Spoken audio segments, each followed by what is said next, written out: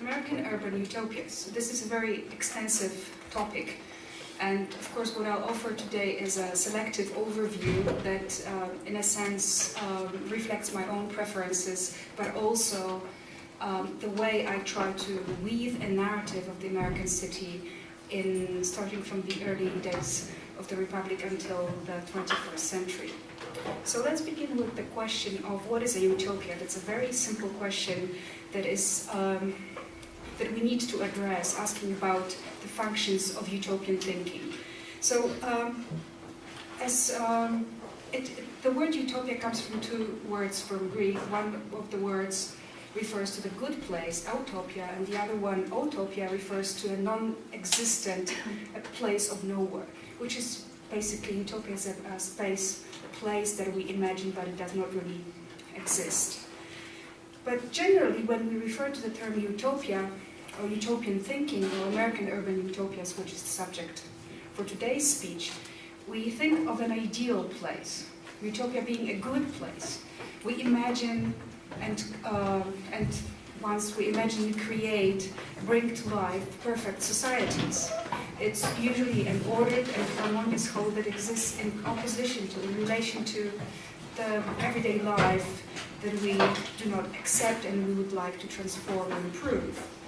It's about beauty, perfection, and order. So what are the functions of utopias? Usually they express something that is lacking and missing in our society. They explore what is possible and impossible when it comes to the organization of social life. They also reveal our own utopian aspirations as regards our understanding of our own or other societies. They express a desire simply for a better life, and when it comes to desires, we have a hope of transformation. It's not really so much a wishful thinking with city planning and urban planning as willful thinking, a will to transform and change the surrounding reality in the process of creating a perfect society. Okay. Some of us may be familiar with Thomas More's utopian project of the early 16th century, which I'll use as a springboard for the discussion of American utopian projects. And Thomas More is writing at the times when communal lands, farming lands are shrinking. And therefore he is trying to come up with an ideal of society that would completely get rid of public property, especially massive privately owned farmlands and parklands that diminish farming lands for the farmers and peasants. Why I'm interested in Thomas More's Utopia is that it is a project that assumes we have a communal ownership of land, we have community dining halls, we have communal agricultural production, and we share resources and land, as opposed to the enclosure of the common land by the few landed aristocracy. So Thomas More's utopian project addresses, in my view, different set of tensions that appear in utopian thinking. Number one, and the tension and conflict between individual freedoms and loyalty to the community. Number two, private property and the tension between communal property and private property. Number three, tension between organic communities and plant communities, organic communities that grow naturally from a small village to a small town, and then they develop as if naturally, organically into a multifunctional community, as opposed to plant communities. And finally, maybe not really the tension, but ask a question about the role of the state in achieving a more just and equitable society. And it's this tension, I believe, that plays itself out in American urban utopias. So in a sense, we're using the American material as a case study to talk about the way utopian thinking has permeated our development, cultural development. be familiar with Thomas Jefferson's ideal of America as a garden, as a place that is complete antithesis to the industrial England of the era, that is the late 18th century, early 19th century industrial cities such as Manchester or Leeds, that embody all the corruptive forces that Thomas Jefferson associates with urban environment. So what is this agrarian pastoral ideal about? Jefferson believes that for America to be a democratic country, everybody should own land, and it's this possession of land and ownership of land in the hands of yeomen, self-sustaining farmers. That is the guarantee of the reproduction and stability of the American political and economic enterprise.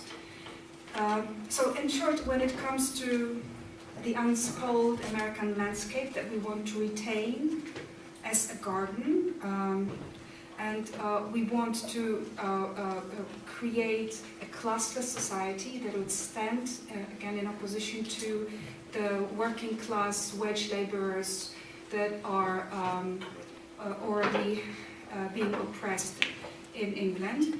So we have this, and manufacturing becomes, in Thomas Jefferson's mind, what the snake is to Eden. So manufacturing to American cities is what the snake was to Eden.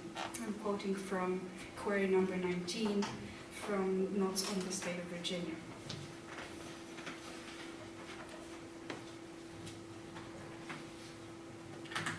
So what consequences would this kind of utopian thinking, imagining America as a garden, a place that is a rural country, and that is based on an agricultural economy? How does it translate into the ways Americans imagine urban growth and new urban centers that are not going to be commercial business centers anymore? Can we, as Americans, that's the state of mind and the discussion, the debates going on between Thomas Jefferson and Alexander Hamilton at that time, whether America should have a national industry or whether it should retain an agricultural country as a warranty of American democratic order. Are we familiar with the word grid?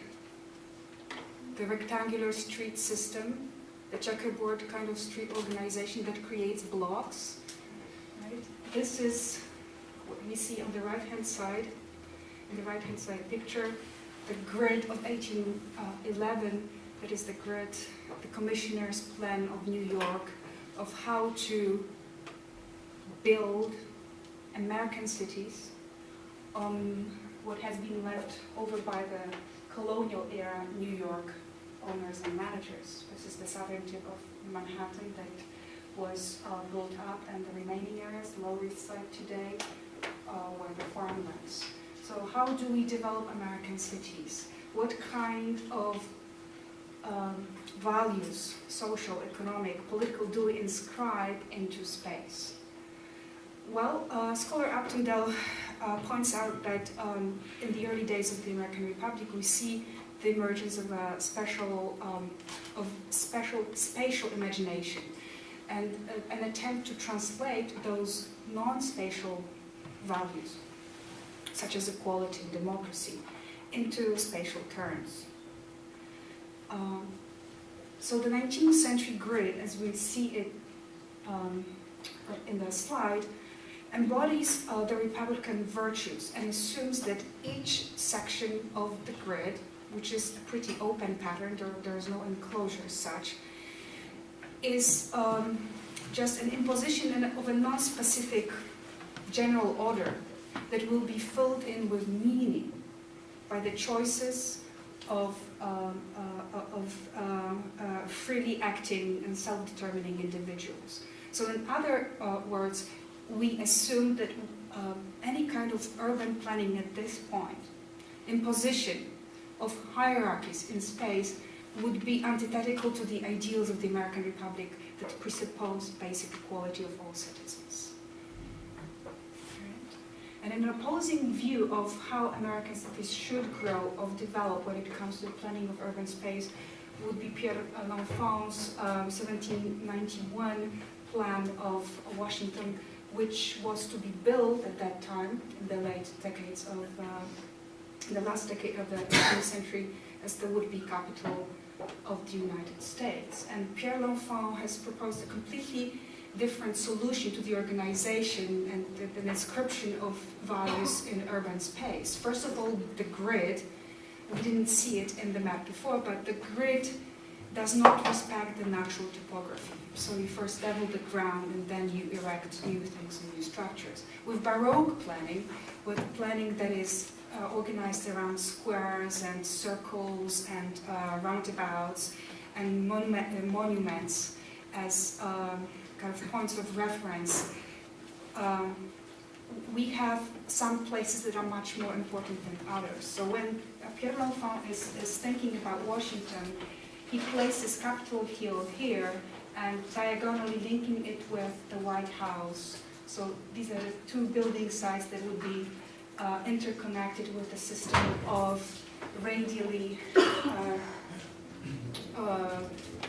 going avenues that are superimposed on the grid, because after all we see the grid in the background. This plan would not be completed until the early years of the 20th century with the 1901 Commissioner's Plan that brings to life Washington and Washington law as we know today. So should we have industry in America? That's the debates that I've already mentioned that dominate discussion among the founding fathers, and what are the solutions and how do we actually make sure America becomes a competitive economy in the global markets, and at that time Americans already start thinking globally. Well, one of the solutions would be a model company town, a small size, small village factories that would be organized in such a way that their owners, and one of their owners was David Humphreys, a friend of Jefferson's, who would make sure that they meet the economic and the social considerations of basic Americans at that time. That is, how to avoid what an average American would have thought, the demoralizing, the corruptive forces of factory labor. And coercive times benevolent paternalism is one of the solutions. David Humphreys imports merino sheep and to start a wool factory, a wool industry, and he employs farm girls as wage labor, and additionally brings in New York orphans as apprentices that are not paid labor, of course, as an apprentice. But then he creates, in a paternalistic fashion, a daily regime, very healthy diet, comfortable beds, early bedtimes, and a conducive environment for intellectual and professional development to those individuals. So, in a sense, David Humphreys places himself, acts in local parentis, in the replacing the authority of the parents. More contemporarily, scholars such as Richard Sennett have noticed that this kind of benevolent paternalism is not really, and does not really breed good habits when it comes to American citizenry and independence, and begets loyalty and subservience, if it does anything at all. A more advanced version of industrial era development that was inspired, that took into account some social considerations, for example, preoccupation of the farm girls' parents with the horrors of the city and what it does to an individual. And in Lowell, we don't really have benevolent paternalism anymore, but we have strict control of the farm girls. Discipline and disobedience Discipline is very strict, disobedience is punished. We have the moral police of the peer group, because the farm girls, who are usually temporary workers, live in boarding houses. So we have a stress on conformity rather than the expression of an individual. So, so far we see that there is an element of idealistic utopian thinking in those small individual projects of bringing industrialization or disseminating the idea of industrial society in America, with an attention to what was then the major preoccupation of anti-urban thinkers, that is the destructive, the corruptive forces, as they were saying, of the city, of congestion, of filth and crowds and unhealthy environment. At the time, parallel with the development of industry in America, because this is what's happening after all, in spite of Jefferson's idealistic thinking about America becoming, remaining a yeoman's country, we have the emergence of bourgeois utopias. This is a term I'm borrowing from Robert Fishman, who generally refers to suburbia of any kind as bourgeois utopias. And in the United States, we trace the development of bourgeois utopias, suburban, exclusive, gated communities that are built and designed for the upper class, the professional class, and the well-to-do members of the American society, who, in a sense, express what is lacking in the American city. They show that they're running away. The anti-urban bias is very much grounded in the deficiencies of American industrial environment. So they run away into the security of an ideal home, and Fishman is kind of pointing out that this home becomes even more sacred than any other place of worship in America. It's an exclusive space in the sense that, of course, one social group has access to the place, as much as it is focused only or developed only around one single function, unlike organic communities that fulfill the commercial, administrative, business, cultural functions. So this is a residential suburb that is built on, as we can see in the top picture on the left-hand side, Riverside near Chicago, designed more or less at the same time as Central Park, but the same designers, Frederick Law Olmsted and Calvert Vaux. And as you see, it's far removed from the grid, because the grid is the urban thing. The curvaceous, the irregular, the winding lanes, a lot of natural, intact, wooded commons. This is what we find in the bourgeois utopias. Others call them romantic suburbs for the wealthy. So privacy and exclusivity and insistence on contact with nature, this exists in opposition to it as an idealized place that represents a marriage of what we have the best in town and country, in opposition to the dilapidated, dirty, congested, badly smelling cities of industrial America. Some of us may be familiar with Lowell Park near New York, and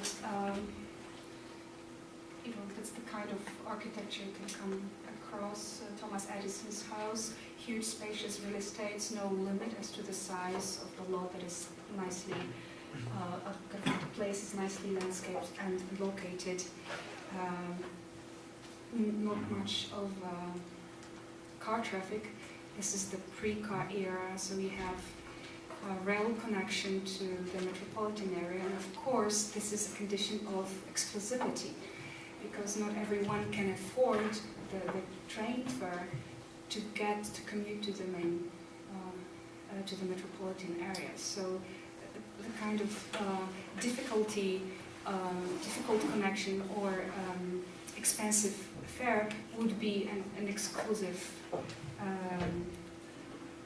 an excluding criterion as such. But of course, in this idealized suburban natural environment, we appreciate the fresh air, no pollution, safety and security, everything that the city does not stand for. Okay. And when we speak about American industrial cities, 19th century, in the 19th century, we have New York and Chicago become Chicago as two major metropolitan areas, and Chicago becomes the hog butcher of the world, the Midwestern metropolis that lives off the stockyards at the meat, that is meatpacking industry, and a very frequent association with the stockyards of the turn of the century, turn of the 19th and 20th century would be the filthy and garbage-filled alleys, foul-smelling animal corpses lying in the streets, and overcrowded tenement houses, deteriorating living conditions that, as everybody believes, affect people's moral behaviors. And that's the kind of physical environment that leads people into crime, prostitution, different kinds of vice that is not accepted by social reformers, philanthropists, people who have at least a certain middle class status and standing.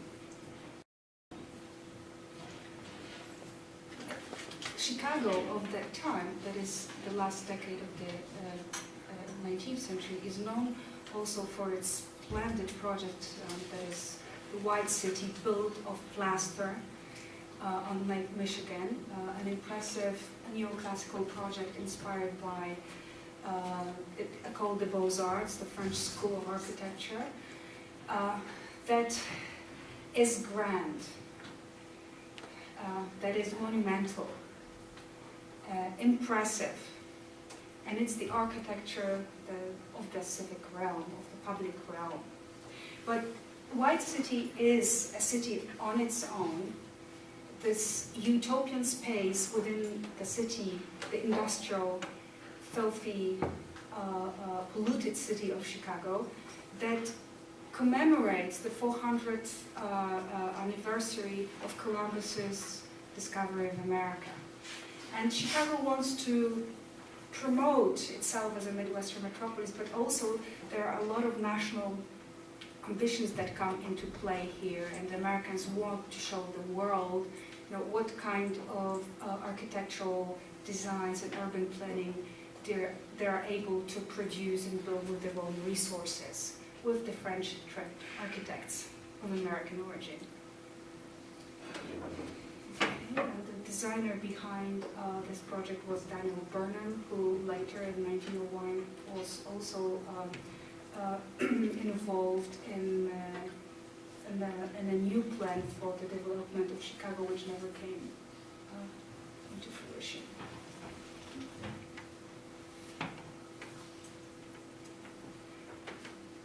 This kind of interest in monumental, grand public buildings is very much connected to the City Beautiful movement. It's again a civic public reform movement that assumes that you can affect people's behaviors, build loyalty among urban population. We have to keep in mind, for example, New York and Chicago, these are excessively immigrant communities, so we have discussions taking place in the last decades of the 19th century. What kind of Americans do we want to achieve with Americanization projects and endeavors? Right? What are these alien immigrants to be? How to make them into good Americans? But at the same time, public and city planning reformers, they are engaged in what some call positive environmentalism, this is basically environmental determinism. They assume that once you create beautiful, nicely landscaped places as sites of contact and social interaction. That was also the idea behind Central Park, which didn't have all the grand neoclassical structures. You can actually increase social cohesiveness, that is unity. You can create a surge in civic public loyalty. Remember, this is the time of socialism and anarchism and the working classes in American industrial cities organizing against capitalist exploitation. So Americans are really preoccupied with soothing the kind of civil discontent that is that is present among the industrial workers of America. So it's with these kinds of projects, including the completion of the Washington Mall and Washington Monument and Lincoln Memorial and Lincoln's statue, that we want to affect people's behaviors, that we want to make them into new citizens, creating livable and attractive urban spaces so that we can, as if, stop urban decay in terms when you mean morally, socially, physically. So it's in the statues and fountains that we know from Baroque planning, and it's in tree-lined avenues and boulevards that you see a solution to the oppressive, devastating, unhappy lives of the American working class. So positive environmentalism is about wiping out the slum areas and to create a new civic realm that would as if affect people's attitudes and behaviors. That's what the City Beautiful movement is about. Charles McKim, a close associate of Daniel Burnham, who stands behind the White City project, was the chief designer of Columbia University campus, and this is just one shot of the campus library of the times. I'm going to skip over, which is something that's my favorite subject, the Garden City idea, that is a reformist movement started by Ebenezer Howard in England, of building decent homes, creating decent living conditions for the English working class. In a sense, combining within a new urban environment built completely from scratch everything that is best in the countryside and everything that is best in the city. Like clean air, lower rents, etc. And the Garden City project is about already an attempt to organize regional development both in England and then American Regional Planning Association is inspired by Ebenezer Howard's attempts to impose some kind of orderly plan of development as opposed to chaotic, uncontrolled growth of the peripheral areas surrounding the metropolis. Okay. One of the Garden City projects that is very often referred to in the American context is the Depression era Radburn, New Jersey suburban environment that introduces a cul-de-sac, that is a dead-end street, and separates pedestrian traffic from automobile traffic.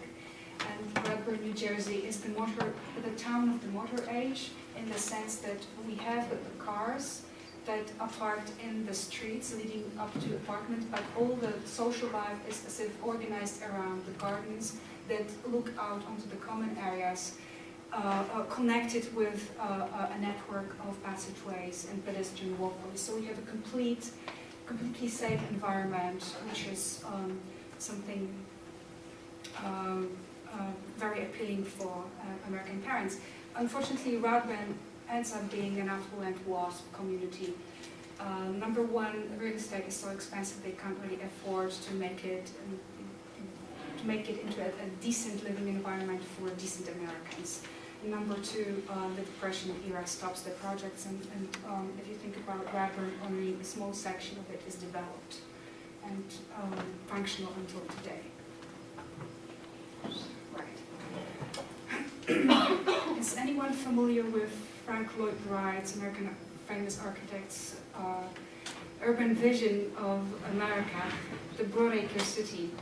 The different colors stand for the different functions. I already mentioned suburban areas as being residential areas only, and here Frank Lloyd Wright is imagining in the 1930s America that is growing, developing around a system of highways and expressways, and it's an open plan. There is no end to it. He imagines all of America being one decentralized area, sprawling suburban areas, but we have one city finishing in another and beginning. But then he's saying everyone has their own city. Each dweller would form their own city, driving at 60 miles an hour within an hour's drive. This is your city. So there is no single city that he actually has in mind. But Frank Lloyd Wright is important because he is trying to implement, in the best idealistic possible manner, the ideals of yeoman democracy, rooted in possession of land, right, with the possibilities and the scale of the city that is changing with the automobile and the way of life organized around the automobile. So he believes that every individual should have equal access to land, but we can't really introduce any more control or organize people's lives, because that would lead, the kind of equality, if we wanted to impose it, would lead to some kind of tyranny. So that's not what we want. But generally, the broadacre spreads out into the countryside at low densities, and it's an attempt to re-inhabit rural areas, right? Rural areas, and develop, create growth and development along major highways and arterial roads. Indeed, broadacre, this picture, except for the colorful representation, is not as appealing as a translation, I would say, although Norman Belgeddes, who we see here in the picture, might not really agree, but definitely scholars say he was inspired by Frank Lloyd Wright's vision of sprawling America, but America that would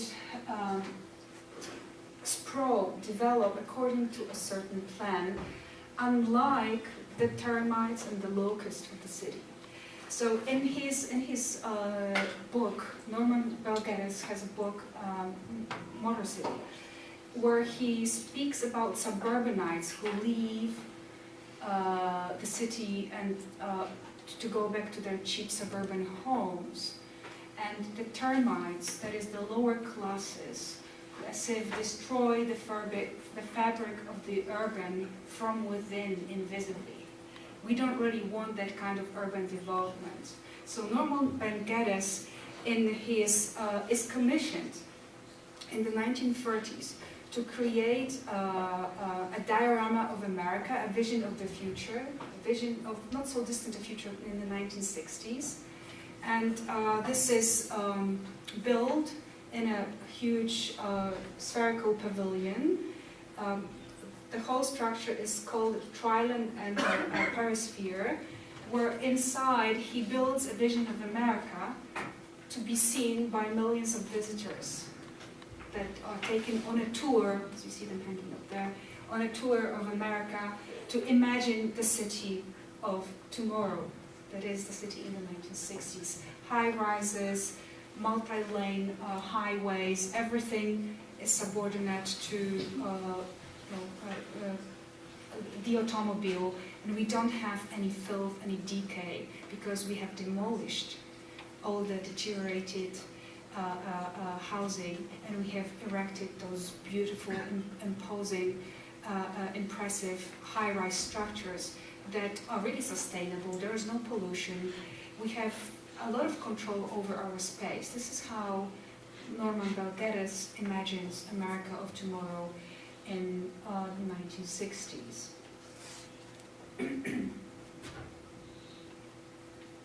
This vision, both Frank Lloyd Wright's and Norman Belgedes' Futurama, are not such a distant vision from what really happened in America in the post-suburban world. If you think of technoburbs, I'm again borrowing this term from Robert Fishman, who other scholars like Joel Garreau would call them edge cities. Technoburbs are the peripheral zones that in themselves have become independent socio-economic units that spread around and along highway corridors. And it's at the intersection of these either beltways or highways or expressways that we have shopping malls, campus-like offices, hospitals, schools, and develop. This is the technoburb. This is the sprawling suburban environment that has become actually, Los Angeles being the prototype here, the sprawling, decentered city. The suburbia becomes the city. It does not need the core city that is the metropolis anymore to exist in a peripheral relationship of dependence. It's a separate entity. And the whole metropolitan area, in this kind of, if we follow this kind of logic, is not the techno-burb, but the techno-city that is transformed at the techno-burb as a basic urban form.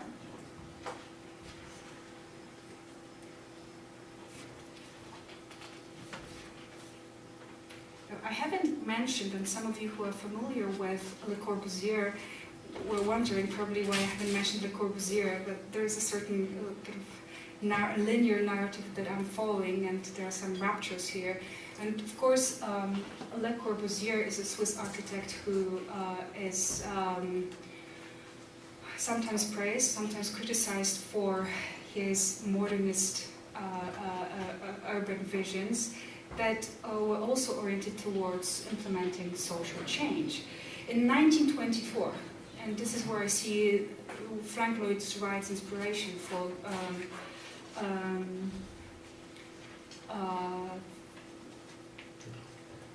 the Broadacre, as much as Norman Belgedes' inspiration in Le Corbusier and his idea of the radiant city. A kind of parkland city, a city of the future, imagined as a better society, a classless society, where in units of 14 stories or higher, we have classless, equal people living. They are sharing communal halls, kitchen, nursery, schools. So there is some kind of interaction and contact and social cohesion that Le Corbusier wanted to achieve with also those equalitarian goals. So he is preoccupied with equality, but also communities and public good. Well, this utopian project is borrowed by American city planners. And the federal authorities that are really preoccupied in the post-Depression era with the deteriorating housing stock in the American city. And they want to subsidize public housing to create a better living environment for the poor people, for lower classes. And they are really hugely inspired by Le Corbusier's Radiant City project. So how can the city contribute to the good life, to a better life? Well, you create living towers in a parkland. You get rid of the grid. You get rid of the grid, so you basically eliminate the grid system, and you create a super block. And a super block is differently defined, but it's the intersection, the space filled in between the intersection of highways and beltways. So we're completely changing the scale for the automobile traffic. And you separate whole swaths of land, be it St. Louis, Pruitt, IGO projects, or be it East Harlem, be it Robert Taylor homes in Chicago, right? We have this drive, this motivation in the 1940s and 50s in America to build federal housing, subsidized housing for poor people. Well, we want them to have new, good, nicely looking homes that are not deteriorated or rat infested. And originally, even lower class Americans are very interested. They sign up to be part of the project, but at some point it turns out they are not eligible because they are not poor enough. So what happens? We have depopulation of existing areas and reintroduction of the complete exchange population. And for example, in the case of East Harlem, we have Puerto Ricans moving in, but the Italians and the Jewish people are looking for new places to live in the Bronx or Staten Island.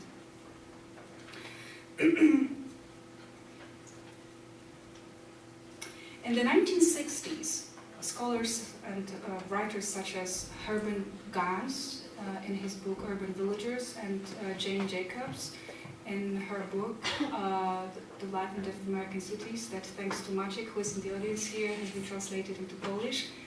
And they point to the devastating effects of urban renewal and slum clearance projects that, as their ideal, had creation of better, decent housing for the impoverished people or poor people, working class people. What those projects ended up doing was engaging in some kind of preparing ground for upscale development. But also, I already mentioned the grid. We have those originally beautiful parkways, playgrounds, lawns, and trees, and we create an idyllic pastoral landscape. It's a good society that we are offering as a replacement to the tenement houses of the late 19th century. It's Le Corbusier's vision implemented. We have those living towers in a park. What else can we offer? Well, it turns out that those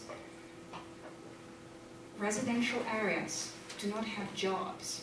It turns out it's the 1950s and the 1960s that the American industry and industrial force is shrinking.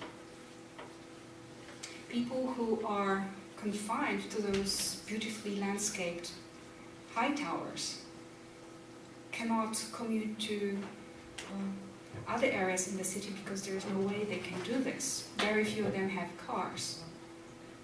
So we have a chain of problems that is triggered with, number one, elimination of the grid, and as if creating, implementing, in a sense, literally the vision, Le Corbusier's vision of a monofunctional community. A monofunctional community that is a residential community that does not even have the shops for people to shop in the vicinity. But of course, it fulfills this it creates fulfillment of the ideal of America being a garden, and we have a garden in the American city, in the era that, in a sense, precedes community gardening on the large scale as we see it today.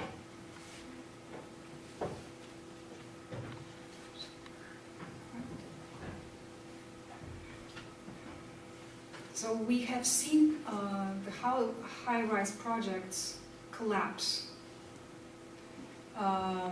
backfire. We have seen them demolished.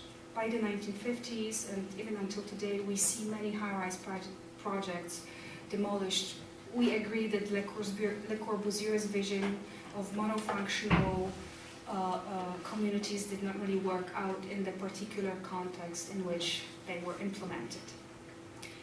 Now, in the 80s, Miami-based architects Anders Duany and Elizabeth Plater-Zibberg, they announced a return to the urban village. They do it because they want to counter the negative effect of sprawl, chaotic, unorganized, uncontrolled development and suburban tract development that really created monofunctional estates where we had a lot of alienation.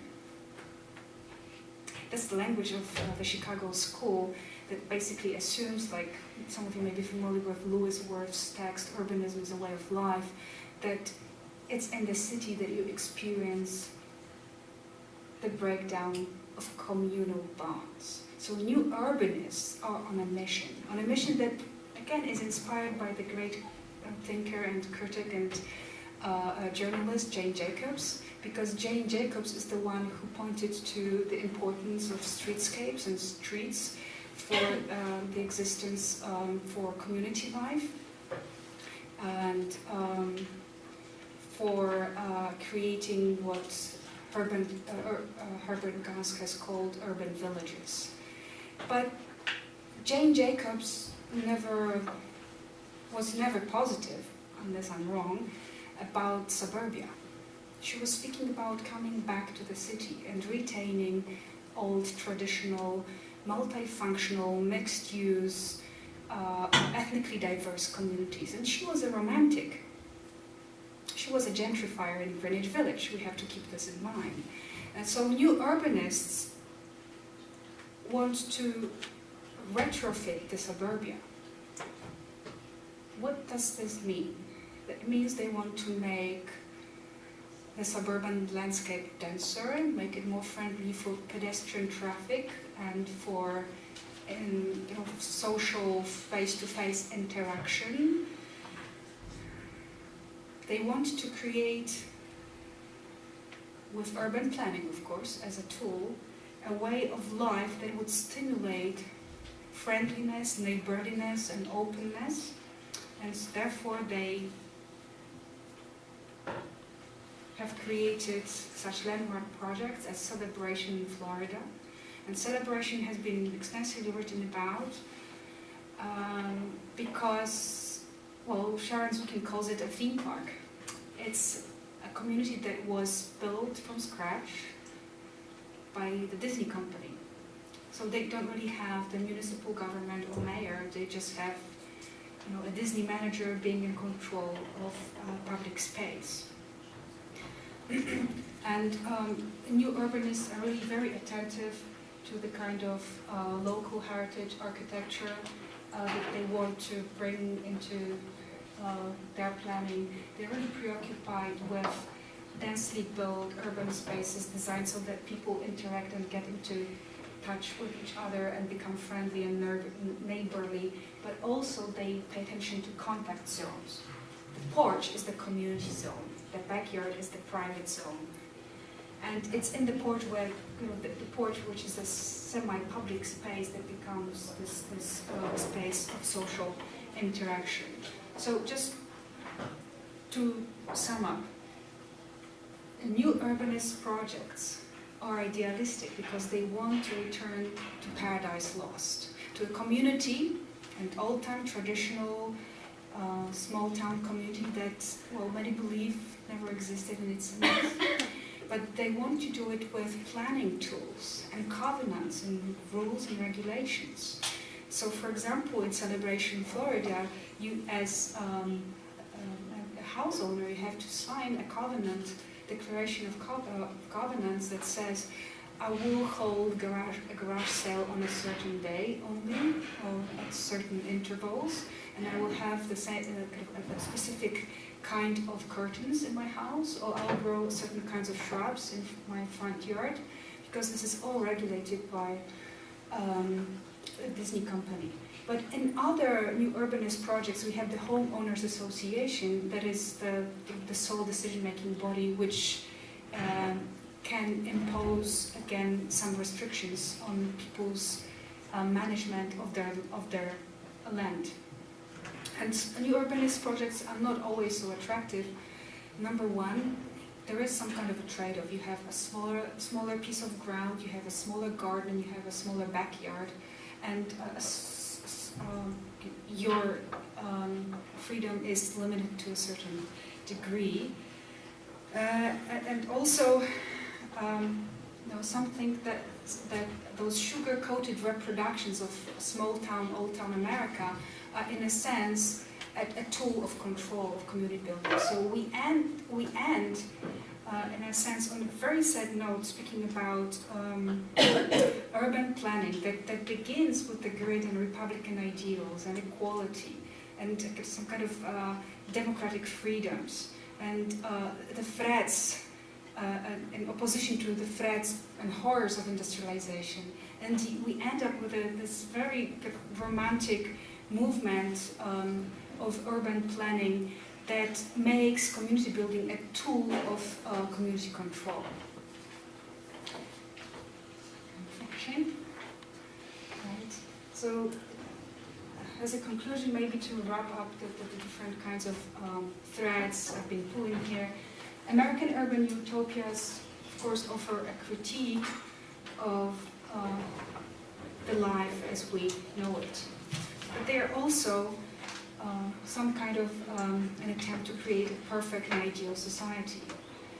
Utopias, American urban utopias, as much as bourgeois utopias exemplified in this presentation, are a kind of compensation for what is missing, what is lost, what is not, what is lacking in our lives. And oftentimes, utopias are also a result of certain political transformative force among urban planners, philanthropists, reformers. And American Utopias address the tension between the democratic ideals and the marketplace, that is, the creation of exploited workforce, between individual freedoms and loyalty to the community, between how to organize planned communities as opposed to the myth of organic communities that is very well represented by new urbanist projects, and the tension between diversity that is so characteristic of urban environment and homogeneity that characterizes, specifically we think of it, the post-World War II suburbia that are often, I think Richard Sennett refers to them as purified communities. So the purification of anything that is filthy, that is not really standard, that does not represent our value systems and expectations. And of course, when it comes to American urban utopias, we have to keep in mind the role of planners and agricultural design, such as exemplified by the City Beautiful movement, in achieving a more just and equitable society. Thank you.